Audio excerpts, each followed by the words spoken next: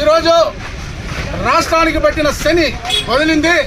రాష్ట్రంలో కావలసినటువంటి అభివృద్ధిగా మొత్తం నిలిచిపోయి ఈరోజు ప్రజలు అల్లాడుతున్న సమయంలో తెలుగుదేశం పార్టీ ఎన్డీఏ కూటమి ఈరోజు విజయ దుందుబి మోగించి 160 సీట్లు రావడం ఖాయంగా ఉంది. ఖచ్చితంగా తెలుగుదేశం పార్టీ కూటమితో చంద్రబాబు నాయుడు గారు సీఎం అయిపోయారు. మేమందరూ కూడా జగన్ ఇంకా రాష్ట్రం వదిలి పారిపోవాల్సిన పరిస్థితి వచ్చింది. ఎక్కడ జైలుకు వెళ్లడం ఖాయం. అదేవిధంగా ప్రతిపక్షంలో ఉన్న తప్పు చేసిన ప్రతి ఒక్కరు కూడా ఈ పనికిరాని మాట్లాడినటువంటి ఈ నానిగాడు గాని వాడు ఇంకా ఈ అమర్నాథ్ గాని వంశీ గాని ఎవరు గాని రోజా ముఖ్యంగా రోజా అయిపోతుంది.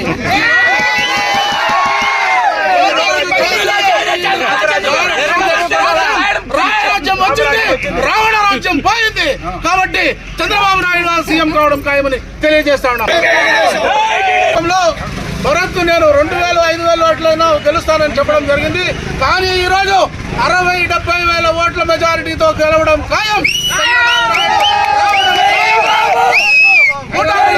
చదువుకోవాల్సిన అవసరం ఉంది. తెలంగాణకు పోవాల్సిన ఈ భరత్ మూట్లు కట్టుకొని ఇంకా వెళ్లిపోవాల్సిన సమయం వచ్చింది. హైదరాబాద్ కు తెలంగాణకు పోవాల్సిందే.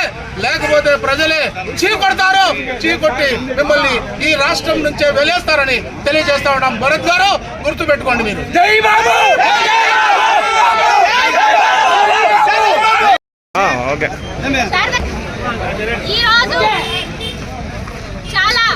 మంచి రోజు అని చెప్పి తెలియజేస్తున్నా. ఎందుకంటే ఆంధ్ర రాష్ట్రానికి పట్టినటువంటి శని పీడ ఈ రోజుతో విరగడైపోయింది.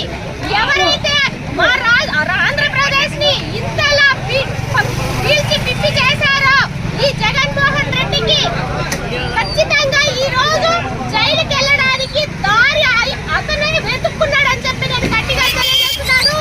రోజా నువ్వు మాట్లాడిన మాటలు నీకే తిప్పి కొడుతున్నాయి. ఇంకా నువ్వు ఎక్కడ మొహం పెట్టుకొని బ్రతుకుతావో తెలియదు. లేదా తమిళనాడుకి వెళ్తావో లేకపోతే ఇంకెక్కడికైనా వెళ్తావో నువ్వు దారి వెతుక్కో ఇప్పుడే. అదే ఈ కుప్పం నియోజకవర్గంలో భరత్ అనే వ్యక్తి మా చంద్రబాబు నాయుడు గారి మీద చేసినటువంటి విమర్శలు అన్ని కాదు.